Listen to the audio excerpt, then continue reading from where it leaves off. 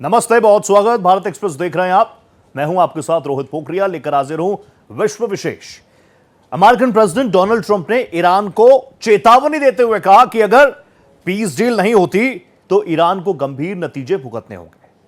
Trump की इस धमकी पर ईरान ने भी तीखा वार किया। कहा वो अमेरिका के किसी भी दबाव में झुकने वाला नहीं है। ईरान ने खाड़ी देशों में अमेरिकी बेसिस को निशाना बनाकर अपना इरादा भी साफ कर दिया है। अमेरिका और ईरान के बीच जारी टेंशन क्या पश्चिम एशिया में एक बार फिर से ऐलान जंग है? क्या इस जंग की आग में दुनिया की इकोनॉमी झुलसने वाली है? और क्या कूटनीति के रास्ते अब परमानेंटली क्लोज हो चुके हैं? अमेरिका ईरान के बीच बढ़ रहे टकराव और गहरा रहे आर्थिक संकट पर देखिए हमारी ये खास पेशकश, ऐलान जंग।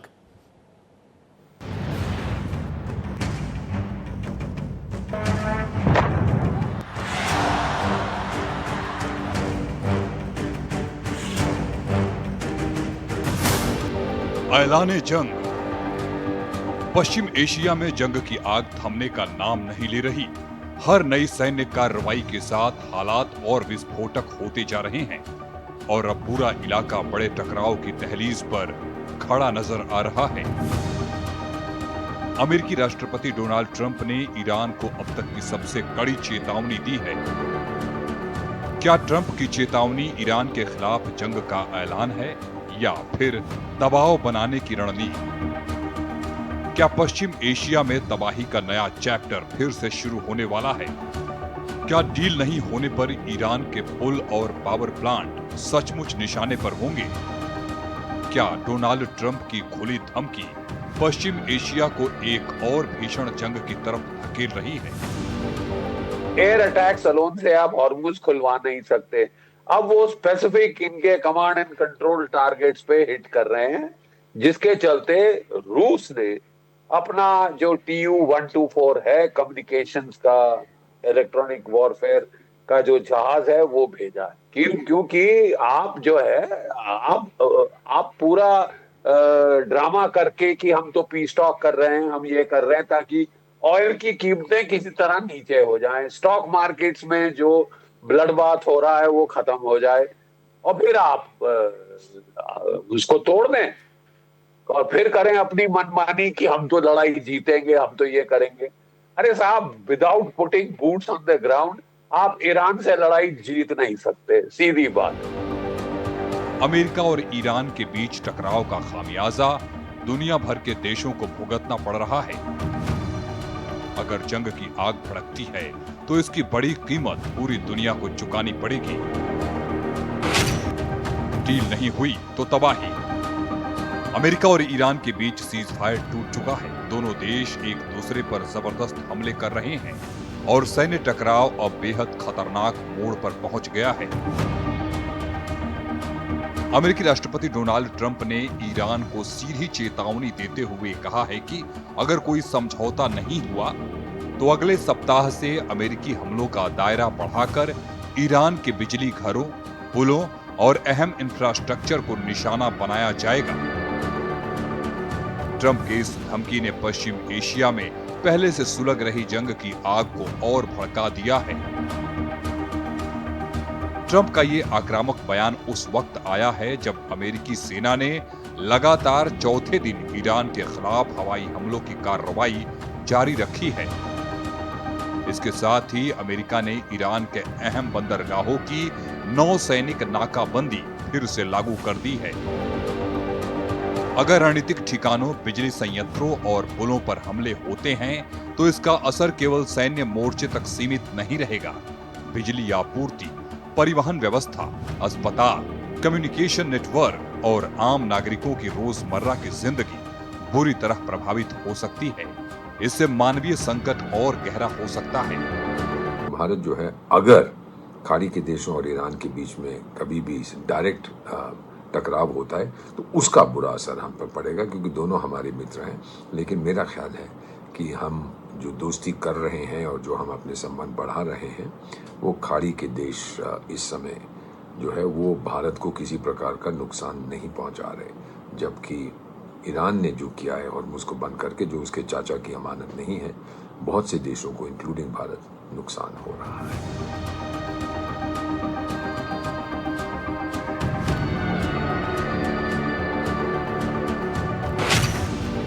ईरान की नौसैनिक नाकेबंदी।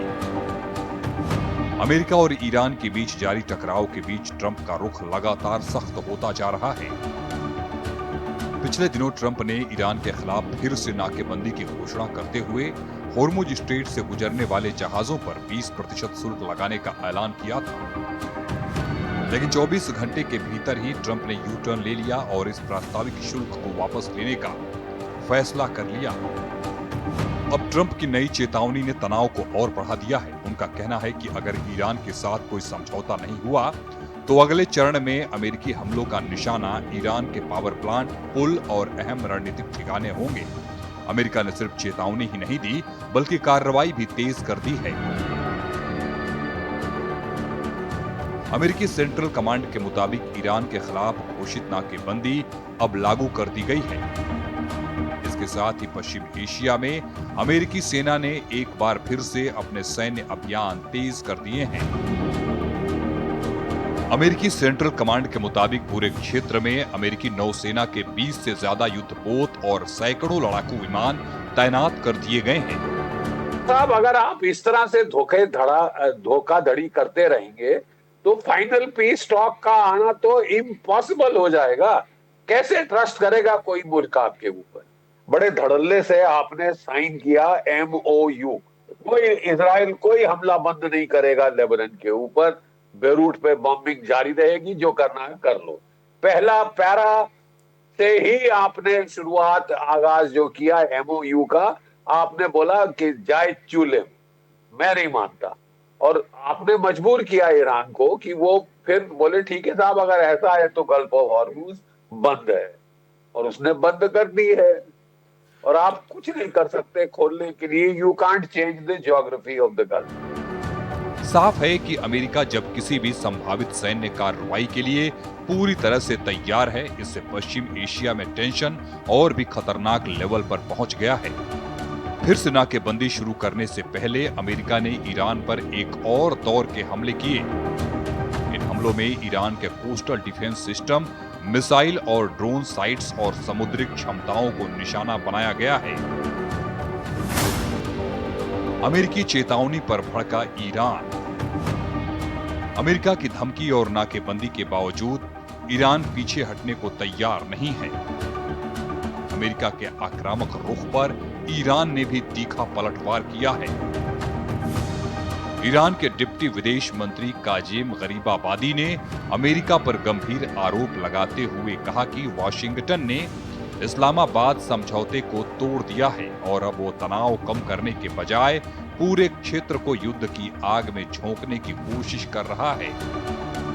अगर if you are serious about boots on the ground, Iran पे कब्जा करने के लिए आपको 1 million boots on the ground चाहिए। ठीक है, वो आपके पास है नहीं, यू डोंट हैव इट। उसके लिए आपको कंस्क्रिप्शन करनी पड़ेगी, 1-1.5 साल तैयारी करनी पड़ेगी, फिर आप कर सकते हैं वो वाला हमला। और कंस्क्रिप्शन के लिए आप समझते हैं पॉलिटिकली तैयार है अमेरिका के लोग? माय फुट तैयार है। और क्या कर सकते हैं आप 2 लाख अगर लगाएं अपने फौजी, तो जो उत्तरी तट है गल्फ ऑफ हॉर्मुज का, उसमें सिलेक्टेड एरियाज पकड़ सकते हैं। वो भी लड़ाई इतनी सख्त होगी कि कोई 18 महीने चल पड़ेगी, और 15-20 हजार बॉडी बैग तो कहीं नहीं गए। है तैयार अमेरिका उसके लिए? नहीं है। उसने कोई 20,000 के करीब स्पेशल फोर्सेस और मरीन्स वहां भेज दिए हैं, अभी भेज देनी इलाके के आसपास। ईरान ने साफ संकेत दिए हैं कि वो किसी भी अमेरिकी कार्रवाई का जवाब देने के लिए पूरी तरह से तैयार है। ईरान ने यह भी साफ कह दिया है कि होर्मुज स्ट्रेट पर उसका नियंत्रण और अधिकार है और वहां होने वाली गतिविधियों का फैसला वही करेगा। इसके साथ ही उसने ये भी साफ कर दिया है कि वो किसी भी दबाव में बातचीत की मेज पर लौटने वाला नहीं है। IRGC ने किया पलटवार। अमेरिकी कार्रवाई के बाद ईरान ने भी जवाबी हमला करने का दावा किया है। ईरान के इस्लामिक रिवॉल्यूशनरी गार्ड कॉर्प्स यानी IRGC के मुताबिक उसने खाड़ी क्षेत्र में मौजूद अमेरिकी सैन्य ठिकानों को निशाना बनाया है। IRGC के मुताबिक बहरीन और कुवैत में सैन्य ढांचे पर हमले किए गए हैं और ये कार्रवाई ईरान के खिलाफ अमेरिकी सैन्य हमलों के जवाब में की गई है। अमेरिकी हमलों के बाद ईरान के कई हिस्सों से भी धमाकों की खबरें सामने आई हैं। रिपोर्ट के मुताबिक बंदर अब्बास में 3 जोरदार विस्फोट हुए हैं।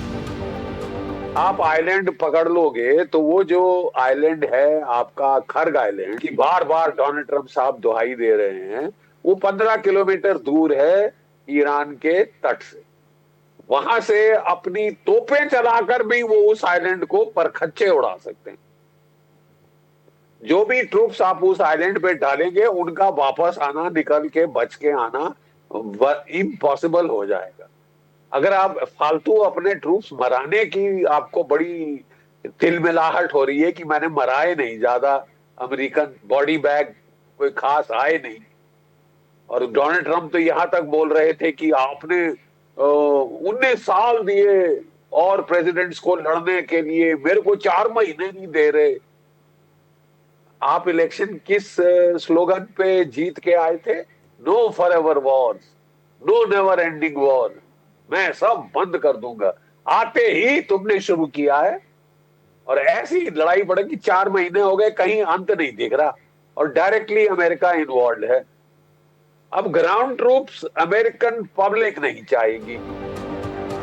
अहवाज शहर में कई धमाके हुए हैं। इसके अलावा सिरीक इलाके के पास कई प्रोजेक्टाइल गिरने की भी खबर है।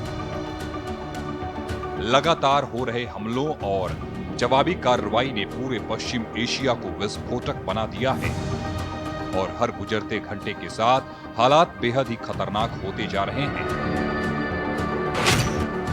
गहरा रहा ग्लोबल संकट। अमेरिका ईरान के बीच के टकराव ने एक बार फिर से ग्लोबल एनर्जी संकट को गहरा दिया है। लगातार हो रहे हमलों के चलते होर्मुज से एनर्जी सप्लाई ठप पड़ गया है और तेल की कीमतों में आई तेजी से दुनिया भर के देशों में हाहाकार मचा है।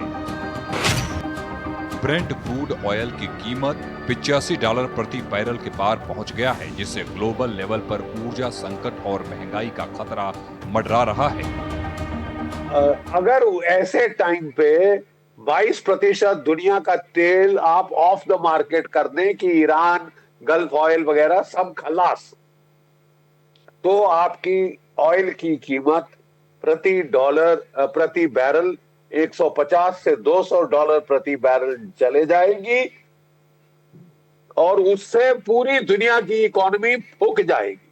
MOU साइन हुआ नहीं कि चैं शुरू हो गई अमेरिका में कि सरेंडर कर दिया, डोनाल्ड ट्रंप ने सरेंडर कर दिया, तो तेल में लाके उन्होंने जैसे तैसे इस MOU को तोड़ दिया। ये अमेरिका ने तोड़ा है क्योंकि इसका जो फर्स्ट पैरा था वो कह रहा था कि टोटल सेसेशन ऑफ हॉस्टिलिटीज होगा इंक्लूडिंग लेबनान शामिल था। इजराइल ने उसको फाड़ के फेंक दिया कि कोई लेबनान, हम तो हमले करते रहेंगे, तुमने साइन किया होगा। अमेरिका ने, हम तो बिल्कुल नहीं मानते। पहले तो डोनाल्ड ट्रंप लगे बोलने कि I am in charge, I am in control, Netanyahu is not in control, मैं कर रहा हूं सब चीज कंट्रोल। तो उन्होंने कोशिश करी कि बताने की, जतलाने की कि वो he will make Israel fall in line. हुआ यह है कि हमने उल्टा तमाशा देखा है। Israel has made America fall in line and restart the war. दुनिया की नजर इस बात पर टिकी है कि क्या कूटनीति हालात संभाल पाएगी या फिर ट्रंप की चेतावनी और नए जंगी मोर्चे के खुलने से पश्चिम एशिया एक बार फिर बड़े युद्ध की आग में झुलस जाएगा। जंग का दायरा बढ़ता जा रहा है। ईरान इस जंग में खाड़ी देशों के अमेरिकी ठिकानों को निशाना बना रहा है, यानी जंग की आग खाड़ी देशों में फैलती जा रही है। इसका असर ग्लोबल एनर्जी सप्लाई पर बढ़ता जा रहा है। खाड़ी क्षेत्र से होने वाली तेल और गैस की सप्लाई बाधित होने पर अंतरराष्ट्रीय बाजार में कच्चे तेल की कीमतों पर पड़ने लगा है। पश्चिम एशिया में जारी टकराव भारत के लिए भी टेंशन की बात है। वो इस लिहाज से भी कि पश्चिम एशिया में लाखों भारतीय काम करते हैं और भारत अपनी ऊर्जा जरूरतों का बड़ा हिस्सा इसी क्षेत्र से पूरा करता है। ऐसे में किसी भी बड़े युद्ध का सीधा असर भारतीय नागरिकों, व्यापार और ईंधन की कीमतों पर पड़ सकता है। Bureau report, Bharat express.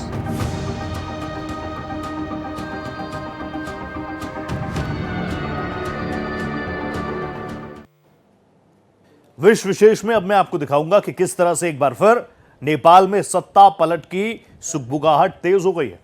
क्यों विरोध का चेहरा बने बालेन शाह पर जेनजी का गुस्सा भड़का हुआ है। आप कहीं मत जाइएगा।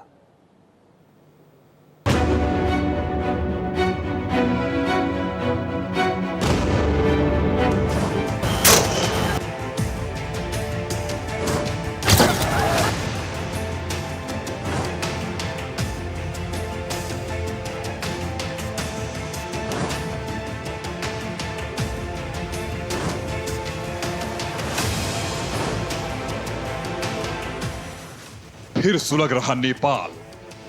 नेपाल एक बार फिर से उबल रहा है। देश की नई पीढ़ी यानी जेन-जी का गुस्सा सड़कों पर फूट पड़ा है। बदलाव की उम्मीद में जिस नेतृत्व को युवाओं ने कभी खोलकर समर्थन दिया था, अब वही उनके निशाने पर हैं। काठमांडू प्रधानमंत्री बालेन शाह के खिलाफ विरोध प्रदर्शन तेज हो गए हैं। नेपाल में जेन-जी के आक्रोश को देखते हुए एक बार फिर से ये सवाल उठने लगा है कि क्या बदलाव की उम्मीदों पर खरा उतरने में नया नेतृत्व भी असफल साबित हो रहा है।